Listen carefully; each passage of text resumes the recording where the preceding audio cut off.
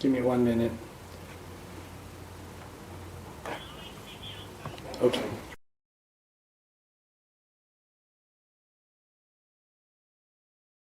Today, we'll be talking about credit scores, credit reporting, and a little bit more about the home buying process. Okay? So let me get this pulled up for you guys. Just one moment.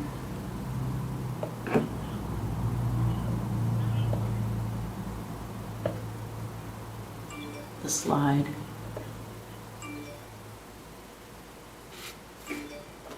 Okay. So the first thing that we'll talk about is understanding credit scores and reports, right? So you have your credit score. That number essentially represents your credit worthiness, and that's used by lenders to assess the risk to lending you money or extending credit to you, right? And then you have your credit report. So your credit report, that comes from the three different credit bureaus. So you have Equifax, you have Experian, and you have TransUnion. Okay? So what are some things that you can do to improve your credit score? So you always want to make sure that your address is updated, right? You want to build your credit history, making sure that you're paying on time, right? Keep your credit card utilization low, right? And also we want to see if there's a way that you can get your score boosted, right? Then you always want to do that. Check for any errors or mistakes on your report. Monitor your credit file for fraudulent activity, and avoid moving to different places a lot, right? And it's always, wise to get a card that will help you to actually boost your credit score. And there's tons of those available. Okay? And it's really important to make sure that you have a good credit score when you want to get a mortgage, right? So that way you can be approved for down payment assistance programs, or you can be approved in general, right? The better your credit, the better, rate you should be able to get, and the better, more opportunities you'll have. So what we'll talk about first is some down payment assistance programs, right? There's many different programs that are available, and we'll kind of go over those. Okay? So I have Florida Housing Finance Corporation, FHFC. Then there's the USDA Rural Development Loans. So USDA Rural Development Loans, those are great. If you're, a lot of times the Central Orlando gets very overpopulated. So a lot of people, they are okay with moving a little bit on the outskirts, right? So if you're okay with living a little bit on the outskirts in a more rural area, more developing area, then I would say USDA Rural Development Loan would be perfect for you. For that, you need a 640 credit score or higher, and you need to have a debt to income ratio of around 41% or less.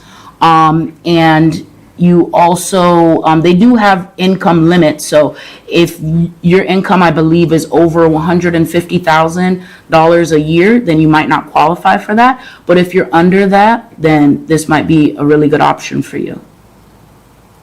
Okay, then you have FHA loans, right? So FHA loan, you want to have at least a 580 credit score for that, and that's generally going to be 3.5% down, right? So you'll put 3.5% down of whatever the house costs, and to be eligible for that, you need at least a 580 credit score, and you want your debt to income level to be around 43% or lower. Okay. Then we have VA loans. These are great. These are loans for our veterans, right, or our current active military as well. And for the VA loan, you want at least a 620 credit score, and it's a great opportunity for any active or former military because they pay 100% down.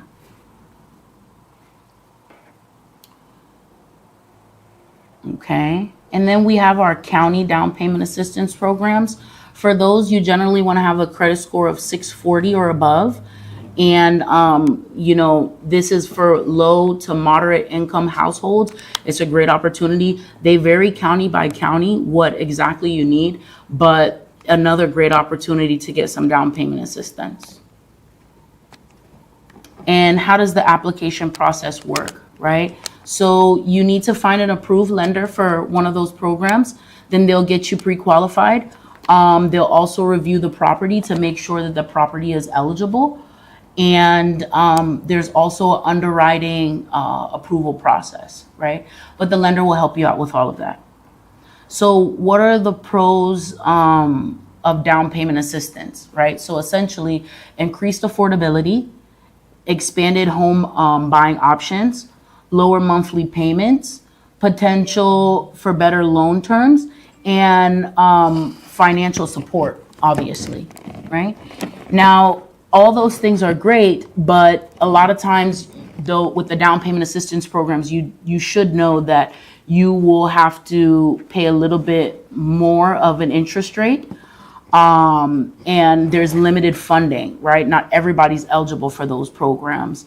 And then there's also, again, limited funding. So not everybody can get into those programs because there might be not enough money, right? So you want to make sure you get in there quick, but you want to kind of see what your options are at the end of the day. Okay, so then we kind of want to think of what are the benefits of home ownership, right? Because a lot of times people are transitioning from renting to home ownership, right? And that's a great thing, right? We want to definitely get out of renting, get out of the rental cycle and get into the home ownership. So what are the benefits, right? So number one, it's tax savings, right? So the government rewards homeowners by giving them tax breaks, right? Appreciation. Whenever you purchase a home, right? Let's say you purchase it today at $200,000. You can expect in the next 5 to 10 years for that house to be worth more, right? Because unlike a car, you purchase a car and maybe tomorrow the price of the car will go down drastically. Your home will generally appreciate. It'll be worth more in the coming years, right? And that also leads to equity. So equity is the difference between what you paid for the home and what it's worth. And that money in between, that's your equity. And then you can use that for several different things. Let's say you have a rainy day, you can use it for that. Or let's say you want to sell the home and then purchase another home. You can use that equity that you've gained to now put down towards a nicer home for yourself.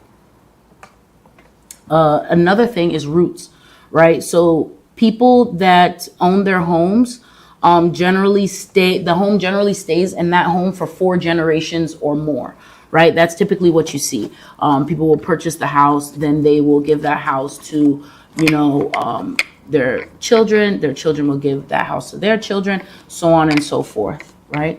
And another big one is education. So believe it or not, studies find that people that have children and their children actually live in a home have better test scores and better grades than children that are living in a rental home or an apartment, right? So education is another one. And then overall happiness, right? When it's your home, you own it, you can do whatever you want. You can paint the walls, you can knock things down, whatever you want, you can do that because that's your home. So those are some benefits. Now, what are the challenges, right? We all know that a lot of people, they think that, oh man, purchasing a home, it's just a big challenge. It's possible. It's something that I might not be able to make happen. And that's why we're here, right? But some of the biggest challenges are, number one, affordability. A lot of times people don't have that down payment to put down that you need to purchase a home. That's why we look into options like down payment assistance programs, of course, right? Then a lot of times people have credit issues where their credit score is low and that's what prevents them from purchasing a home. Well, that's why what we do is we put you on a credit repair path. We'll actually help you to get your credit repaired and get your credit boosted so that way you can qualify, right? And then finding the right property, right? Property hunting. There's so many properties. Sometimes we feel like there's too many options. Sometimes we feel like there's not enough options. So that's why we help you as the professionals to make sure that we can find the right property for you. So that way you don't have to spend the time finding a property. Okay. Now, in addition to some of the things that we spoke about earlier, on average, you can earn $100,000 or more in the next, let's say, 10 years just by owning your house, right? How would you do that? Now, once you purchase your home, you want to make once you purchase your home, you want to make smart renovations to increase the home value, like upgrading the kitchen or the bathroom. Doing nice, classy remodels will help.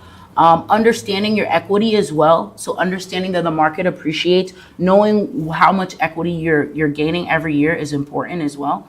And also how the neighborhood is growing. So there'll be, businesses that are coming around the neighborhood. There'll be other neighbors. Maybe you have a homeowners association that keeps the value up. So you want to make sure that you understand how the neighborhood's growing, because that's going to help when it comes to appreciation, right? And then obviously the tax deductions and credits that you'll be getting from the government by being a property owner. Okay, so essentially there's 5 steps when you're going through the process of owning your first home, right? Number 1 is going to be to assess your finances. You want to know exactly how much can you afford, right? So you want to look at your finances and you want to talk to a lender and see, okay, this is what type of house that I'm looking at. This is what type of house I can afford. This is how much I need to put down for down payment, and this is how much I need for closing costs. And if required, you want to go ahead and try to get some down payment assistance, which we can help you with as well. And then you would go to the second step, which is searching for a home, right? So after you're pre-approved by a lender, you would go ahead and start searching for a home, which as the realtor, we would help you to find the right home for you, right? Then number 3, we would go about making an offer. So that's what the realtor would do. The realtor would make an offer for you, and we would make sure that we negotiate on your behalf to get you that home that you like. Because, imagine finding a house that you like and not being able to lock it in, right? So that's why having a knowledgeable realtor that's experienced with negotiating is important to have, and we would help you with that.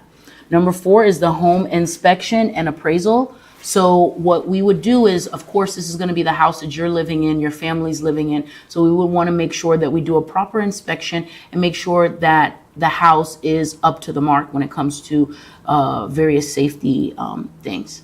And then you would actually get an appraisal done by the bank to make sure that the house is actually worth what we'll be paying for it. Okay.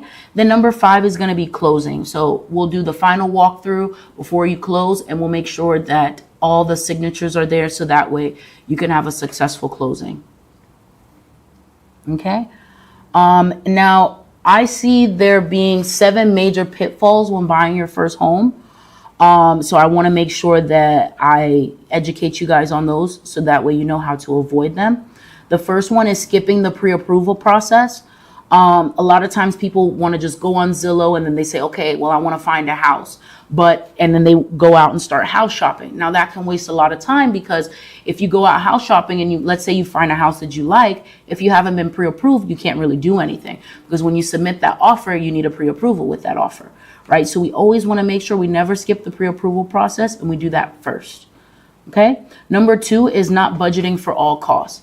It's very important that you know all costs associated with purchasing the home before you actually go ahead and do that. And that's going to come from sitting down with the lender and getting all of that information, because you want to make sure you budget properly, right? It's kind of like a funny meme that I've seen where people move into a house and there's no furniture in the house, right? So how does that happen? Because you didn't budget properly, right? So you want to make sure that you budget properly so you don't end up like one of those silly memes. Number 3 is ignoring the market conditions. So you always want to know if it's a buyer's market that you're in or a seller's market that you're in. That's going to help and the realtor will obviously educate you on that, because that's going to help the realtor to negotiate on your behalf. If you're looking at an area where there's tons of people putting in offers, or you want to make sure that you have a competitive offer.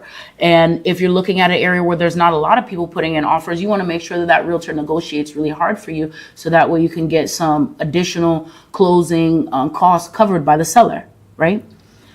So number 4 would be overlooking inspections. So sometimes when you're looking at a house, there might be some notable things that come up in that inspection. And you want to make sure that you're working with an inspector that's going to check everything thoroughly for you. And if you do see something, you want to make sure that you address it, because again, this is going to be the home that you and your family are living in, and you want to make sure that everything is up to the mark, right? Number 5 is failing to negotiate, right? So we negotiate always, right? We always want to negotiate. We always want to get you the most bang for your buck, because this is probably going to be the biggest investment, you know, that you're going to make in your lifetime, right?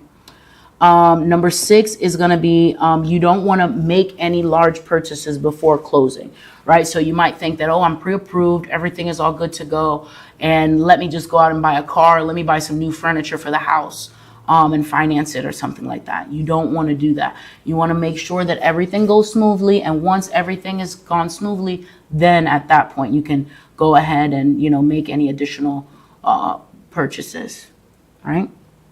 And number 7, last but not least, not understanding the loan terms, right? So this is going to be your loan. Most of the time, it's going to be a 30-year loan. So you want to make sure you understand everything, and you want to make sure that if you don't, you ask a professional. That's why the realtor is there to help you as well, to make sure that you understand everything thoroughly. Okay? So now we'll leave it up for any questions, or I can answer any questions that you guys have.